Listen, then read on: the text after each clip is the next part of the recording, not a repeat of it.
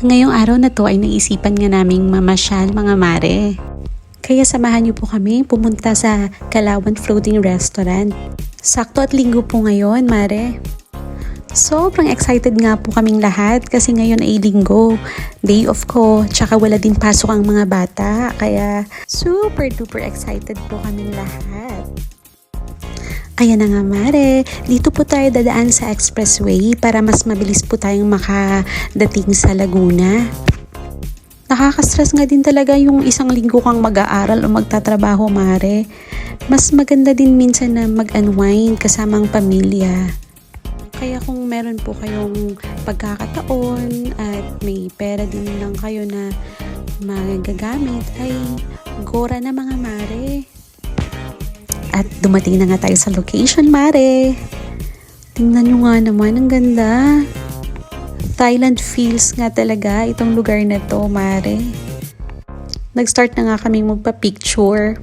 Ito po ay isang restaurant, floating restaurant po siya, na Thailand inspired. Kaya parang nakapunta ka na din po ng Thailand.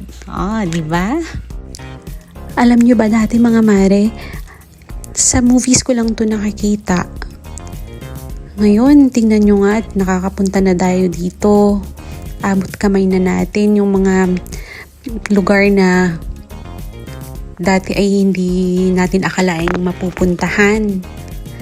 Kaya tingnan nyo nga mare at super excited, super saya ko dyan. Para lang din ako nasa Titanic. O, san ka dyan mare? Papasok na din pala tayo dito, mare. Pero ipapakita ko muna sa inyo to, oh. 'Di ba? Ganda ng view. Yan, may mga malalaking bato at statue. At sa entrance po ay may nakaabang na parang giant siya. Tapos ay ang dami pong isda. Pwede ka din po mag-feed ng mga isda dito.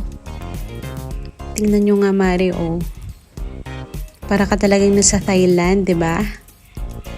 Super ganda. At Instagrammable talaga yung mga dito, tanawin. Yan nga yung papasok na kami, mare. Ayan, umaura na nga ang lola nyo. Papasok po tayo sa restaurant. At ayun na nga, nandiyan na po tayo sa loob. Hindi ko nga alam, mare, kung bakit kailangan ko magsuot ng shade sa loob ng restaurant. Pero hayaan nyo na. Ayan na nga, dumating na ang aming order, mare. May kamahalan nga lang, pero sulit naman siya. Nag-order nga kami ng crispy pata, tsaka sabaw. Nilagang baka po yan. Tsaka dessert. Yun lang po in-order namin kasi mga 3:00 na din po yan ng hapon. Kaya nakakain na kami pagkaalis sa bahay. Ayan nga, mare. Ang daming magagandang views dito sa Kalawan, Laguna. Pera lang talaga ang kulang. Ayan, sarap rumampa dyan, mare. At dahil hindi kayo nakasama, ay itutour ko na lang kayo. Ayan yung entrance, mga mare. Yan, ang pamangkin ko nga ay nagpa-picture-picture na din. At ako na din, syempre, hindi ako papahuli. Ang sarap talagang mamasyal kasama ang pamilya, mare, di ba? Kaya ako pag may pera ako talaga, pumupunta talaga ako sa mga lugar na hindi ko pa napupuntahan.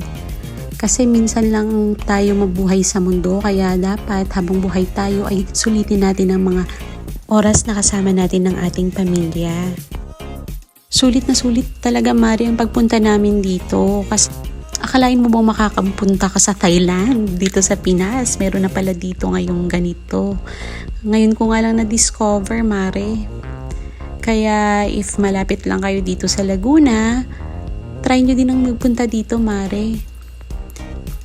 Ito po yung view pagpapasok po sa loob ng restaurant. Ayan. O, diba mga mare? Sobrang ganda. Yun na nga ang kapatid ko, nagpa-picture-picture pa.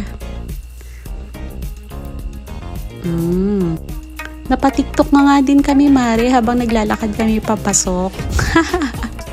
Oh, saan kayo dyan, mare? At habang kumakain nga kami ay meron nagharana. Nakakatuwa naman talaga, Mare.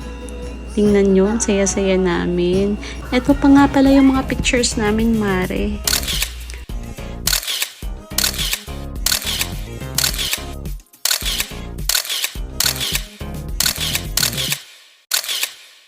Ayan, sana nag-enjoy din kayo mga Mare at maraming salamat sa panonood.